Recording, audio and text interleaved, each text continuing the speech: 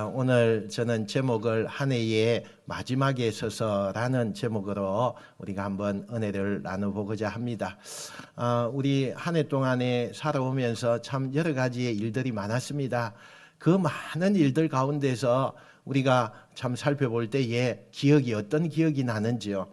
슬펐던 기억이 납니까? 아니면 기뻐서 하나님 앞에 감사하는 그런 기억이 납니까? 우리가 한 해를 이렇게 돌아볼 때에 여러 가지 일이 많았지만 그래도 하나님 너무 감사합니다 라는 그런 고백이 나타나시기를 축원합니다. 자, 오늘은 우리 2025년 마지막 주일입니다. 그래서 오늘 이 마지막이라는 말에 주목을 하지 않을 수가 없습니다. 여러분, 우리가 살아가면서 참 많은 마지막을 접하는 일이 너무나 많이 있습니다. 학교 다니면서 매 학년이 올라갈 때마다 마지막 수업 우리가 얼마나 많이 했습니까? 또 초등학교, 중학교, 고등학교 이런 식으로 학교를 졸업하면서도 우리는 그 마지막 과정의 졸업 장면에 서기도 했습니다. 그리고 사람들과의 만남도 거기에 보면 항상 마지막 순간이 있는 것을 보게 되어집니다. 회자정리라고 하는 말이 있는 것처럼 만나면 이별이 있는 거니까 결국은 또 만남에서 마지막이 있을 수밖에 없는 것을 보게 되죠. 신앙생활 하면서도 우리가 공동체에 속해 있지만 결국은 뭡니까? 언제나 그 공동체에서 마지막 시간을 우리는 또 보낼 수밖에 없는 것입니다. 그리고 이렇게 달력으로 또 어떤 사건을 통해서 마지막에 서기도 합니다.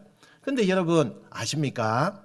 이런 마지막이 쭉 모아지면서 결국에 우리가 종착역이 되어지는데 그 종착역은 삶의 마지막에 다다른다는 것을 여러분 우리가 아는지 모르겠어요. 그게 우리의 인생입니다. 마지막이 거듭 되어지다 보면 우리의 인생의 종착역까지 오게 된다는 것입니다. 그렇기 때문에 우리 인생의 마지막은 그것이 아무리 작은 마지막이라고 할지라도 우리에게는 굉장히 중요한 의미를 가지고 있는 것입니다. 그러면 2025년 마지막 주일에 우리가 무엇을 생각해야 하겠습니까? 저는 오늘 무엇보다도 마지막에 서서 그 삶을 돌아보면서 어떤 말을 하는가 이걸 좀 생각하려고 합니다. 뭐예요? 마지막 말. 왜냐하면 이 마지막 말이 우리한테서 너무나 중요한 것이기 때문에 그런 것입니다. 여러분 마지막에 하는 말 이게 중요한 이유는 이게 감정상으로 느낌이 많은 마지막 말이야 유언이야 이래서가 아닙니다. 이것이 바로 우리가 지금까지 살아온 그 삶의 모든 것을 결정짓게 만드는 것이기 때문에 그런 것입니다. 한마디로 말해서 마지막에 뭐라고 말하는가에 따라서 그가 지금까지 살아온 그 모든 것이 다 결정나는 것입니다. 정말 잘 살았는지 못 살았는지 또 훌륭했는지 아닌지 성공인지 또 실패했는지 아름다운 것인지 아닌지 그걸 바로 결정하는 게 뭐냐? 이 마지막 말입니다. 그래서 굉장히 중요한 것이 마지막 말이다라고 말하는 것입니다. 여러분 제가 예전에 어떤 여집사님에게 자기 친정 아버지에 대해서 이야기하는 것을 들은 적이 기억이 납니다. 이 여집사님은 속상해하는 이유가 있어요. 늘 친정 아버지에 대해서 속이 좀 상한 거예요. 그래서 왜 속이 다 상했을까? 자, 이야기를 들어보면 참 그런 거예요. 우리 친정 아버지는 부정적인 말을 한다는 거예요. 부정적. 꼭 끝에 가서 부정적인 말을 한다는 거예요. 그냥 말 그대로 말로 다 까먹는 인생이라는 거예요.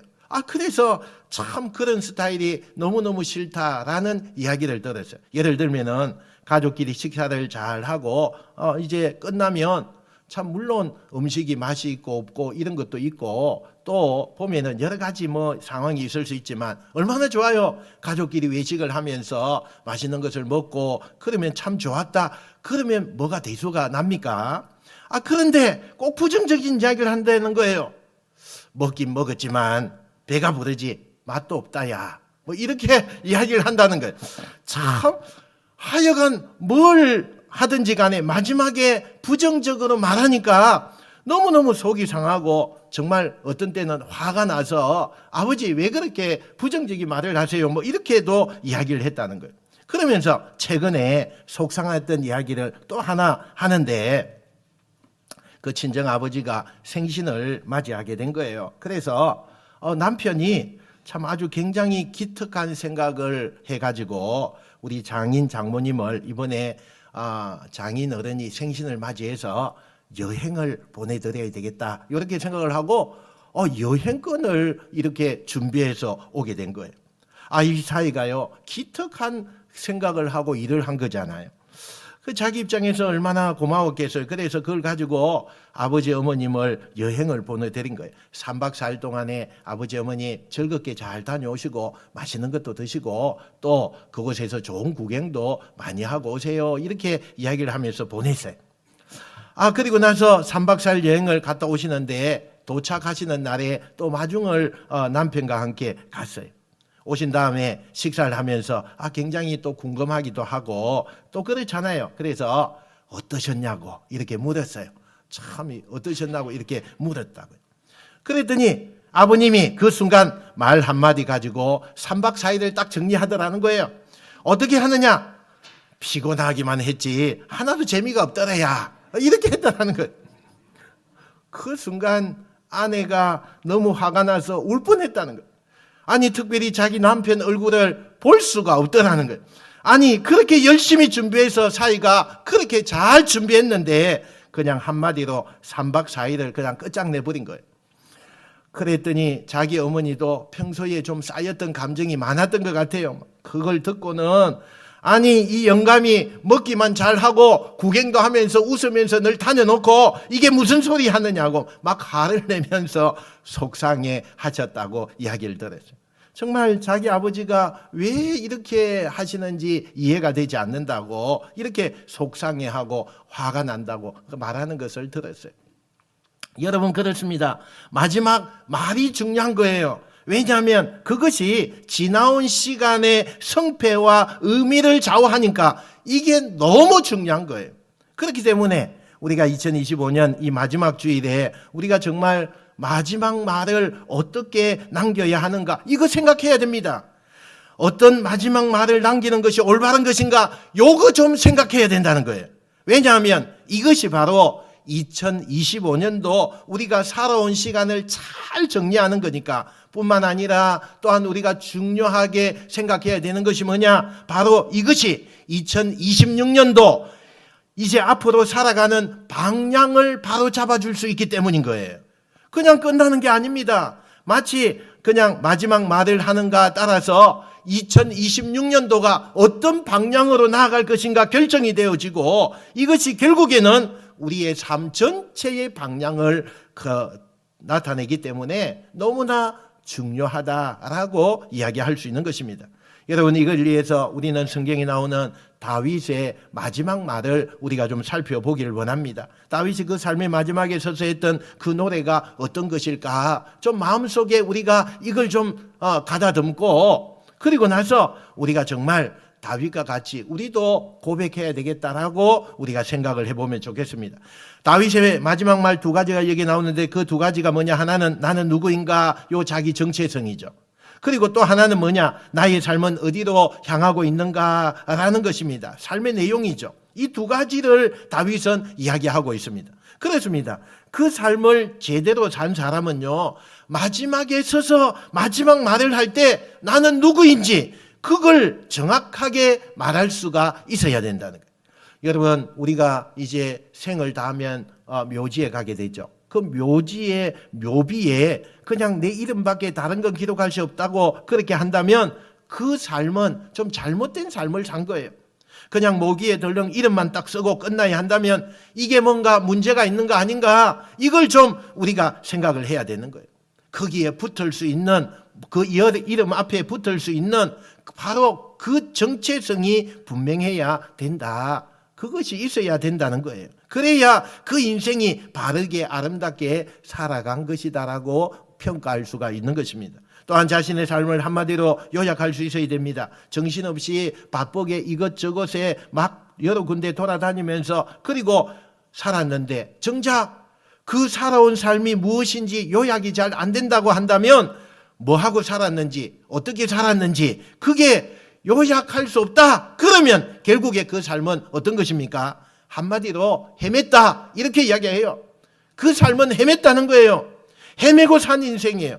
그건 안타까운 인생이죠. 정말 맞는 말을 하면서 한마디로 그 인생을 이렇게 살았다고 말할 수 있는 그것이 돼야 되는 거예요. 그게 여러분 제대로 산 거 아니겠습니까?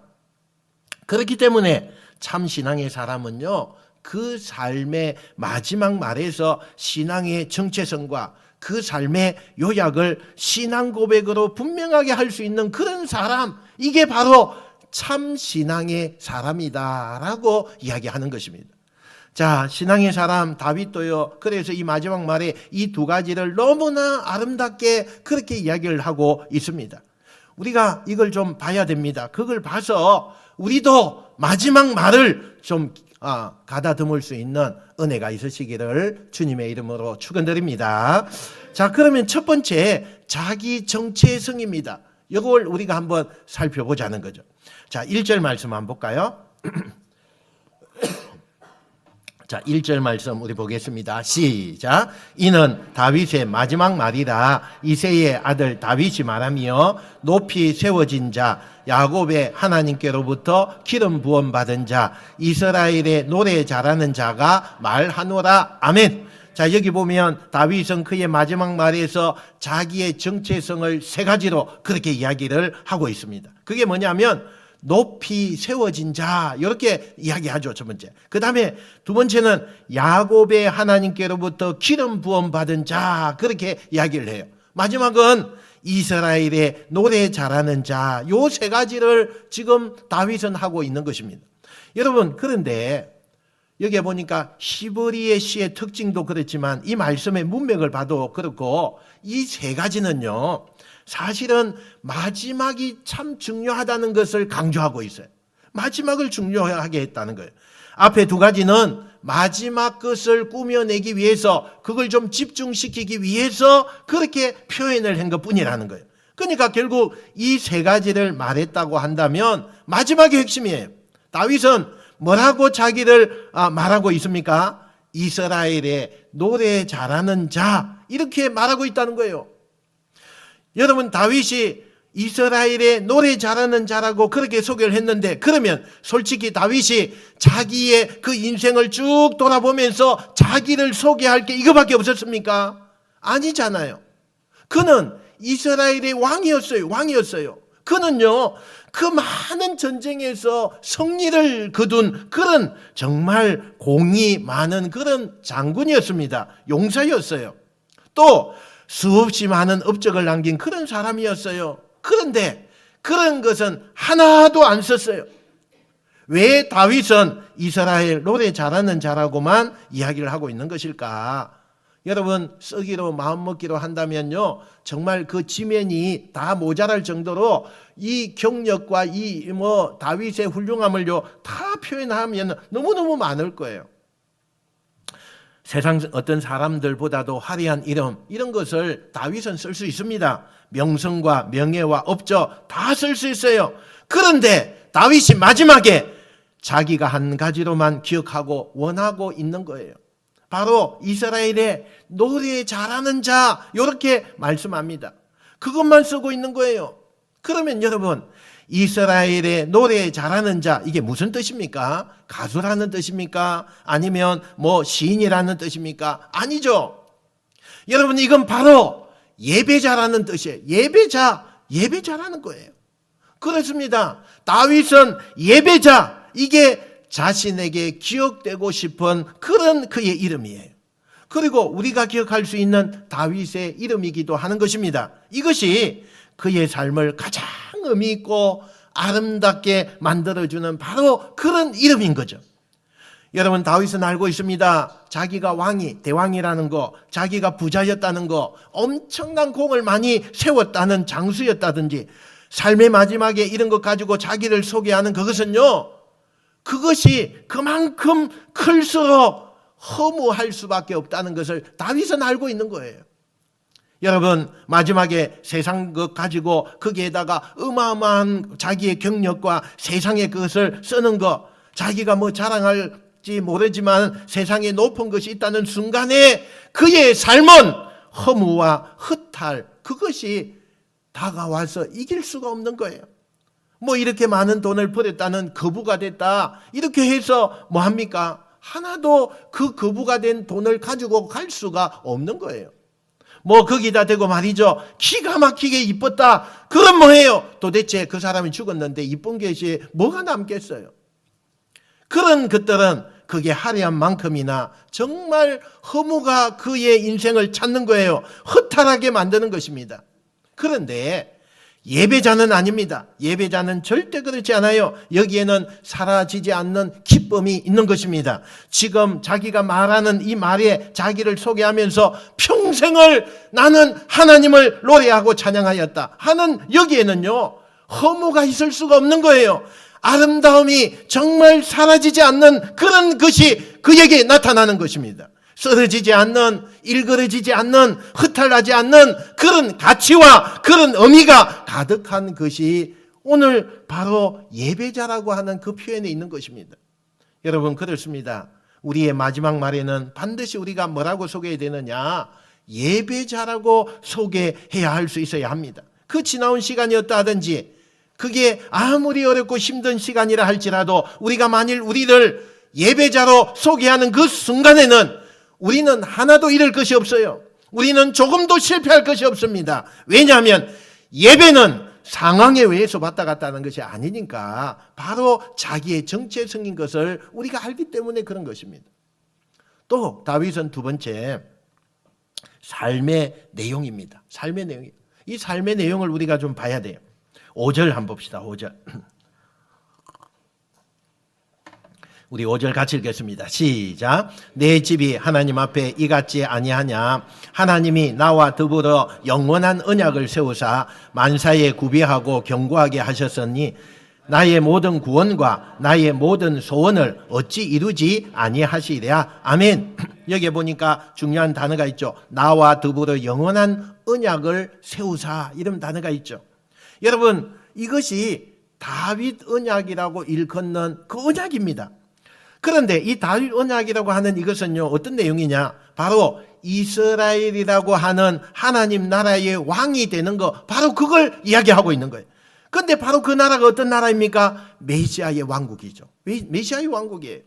그러니까 그건 하나님의 구속의 언약의 역사를 펼쳐지는 그곳을 말하고 있는 것입니다. 곧 그는 언약의 계보를 펼쳐가는 그 자리에 참여하는 그런 자가 되었다, 그 말을 지금 하고 있는 것입니다. 여러분, 그렇기 때문에 다윗 언약은요, 다른 말로 하면은 다윗 그 인생을 향한 우리 하나님의 부르심을 그렇게 말하고 있는 것입니다. 다윗은 하나님의 마음에 합한 사람이다, 성경이 그렇게 말하잖아요. 그러면 다윗이 하나님의 마음에 합한 사람이 된 첫 부분이 어디입니까? 그것이 사무엘이 사울을 대신하여서 이스라엘 왕으로 세울 사람을 찾아서 기름뿌리를 들고 이새의 집으로 가지 않습니까? 가서 이새의 아들들을 다 자기 앞으로 지나가게 합니다. 다 지나간 다음에 마지막에 온 게 누굽니까? 다윗이에요. 다윗. 그 집에도 없었어요. 저기 목동이 되어서 저 산에 들에 가서 양이나 치고 있는 그 다윗. 그 다윗이 마지막에 옵니다.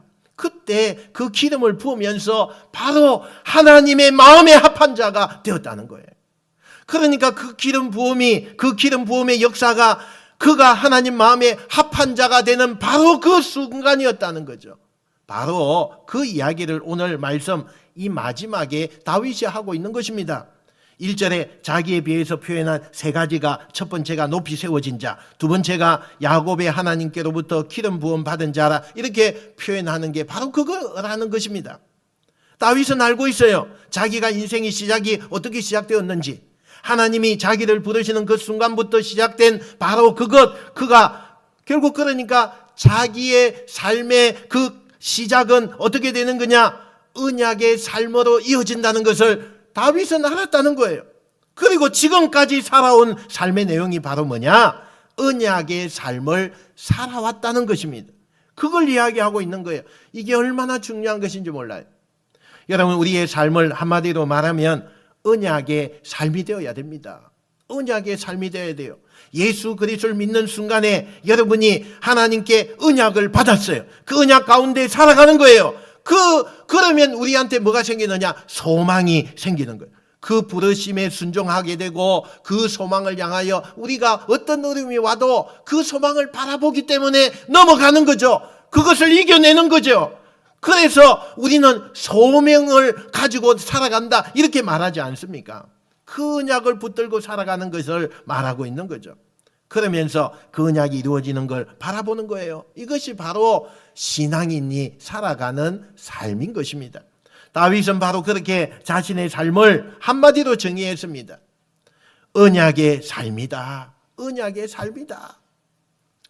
하나님이 나와 더불어 세우신 그 언약을 따라온 삶, 그것을 얘기하고 있는 것입니다. 그래서 때때로 살아가면서 우리가 힘들어져요. 어려움이 올 때가 있습니다. 정말 낭패스러운 그런 상황이 올 때가 있죠. 그러나 결국에는 나의 삶은 하나님이 약속하신 그대로, 언약하신 그대로 그 모든 것을 이루어 주시는 그런 은혜를 받은 삶이다. 이걸 우리가 이 연말에 고백해야 된다는 거예요. 다윗이 고백하는 이 고백이 얼마나 하나님 앞에 합당했는지 몰라요. 그래서 우리도 다윗과 같은 이 고백을 이 연말에 해야 되는 거죠. 더 놀라운 게 뭔지 아십니까? 이게 다윗의 마지막 말이었다 이렇게 이야기해요. 그럼에도 불구하고 그는 이렇게 말하고 있습니다. 지금 이 순간까지 혹시 아직까지 이루어지지 않는 그런 것이 있을지라도 그는 이렇게 이야기해요. 나의 모든 구원과 나의 모든 소원을 어찌 이루지 아니하시랴 이렇게 말하고 있어요. 이게 바로 언약의 삶의 모습인 것입니다. 내가 지금까지 살아왔고 또 앞으로 될 일까지도 내가 이 모든 구원과 나의 모든 소원이 하나님께서 다 이루어 주실 것이다라고 하는 그러한 확신 속에서 이 고백을 하고 있다는 사실입니다. 여러분, 2025년도 마지막 주일에 우리는 다윗처럼 그렇게 우리의 마지막 말을 하기를 원합니다. 자꾸 앞에 제가 어떤 집사님의 그 이야기를 들었다시피 마지막에 자기 말로 다 까먹는 그런 인생 되면 안 돼요. 부정적인 말을 해서 내가 그동안 쌓아올린 그 공덕이 다 사라지는 그런 말을 하면 안 된다는 거예요. 우리의 마지막의 삶은 그 말과 동일한 우리의 마지막 고백을 우리가 해야 된다는 것입니다. 그것이 뭐냐? 예배자 이정조는 하나님이 주신 언약을 붙들고 언약의 삶을 끝까지 살았습니다. 이런 고백이 필요한 거예요. 다윗은 이런 고백을 우리에게 원하고 있는 거예요. 하나님이 간절히 원하는 고백도 이 고백인 거예요. 우리 모두가 이 고백을 드리길 원합니다. 할렐루야. 예배자 누구누구는 2025년 한 해 동안 하나님이 주신 언약을 붙들고 언약의 삶을 끝까지 살았습니다. 이렇게 해야 돼요. 여기 누구누구는요 자기 이름을 넣어서 우리가 한번 해봐야 돼요. 자, 한번 해봅시다. 다 같이 한번 해야 돼요. 자, 한번 저기에 자기 이름을 넣어야 돼요. 시작. 예배자 이정조는 2025년 한 해 동안 하나님이 주신 언약을 붙들고 언약의 삶을 끝까지 살았습니다. 할렐루야. 아멘. 아멘. 한 번만 더 해봅시다. 예, 우리 이 고백이 굉장히 중요합니다. 자, 한 번 더 하겠습니다. 시작. 예배자 이정조는 2025년 한 해 동안 하나님이 주신 언약을 붙들고 언약의 삶을 끝까지 살았습니다. 아멘. 여러분, 오늘 이 고백처럼요, 그렇게 고백하고 이제 힘있게 그 방향으로 2026년도를 향해서 앞으로 나아가는 여러분 모두가 되시기를 주님의 이름으로 축원드립니다. 축원드립니다. 기도하겠습니다.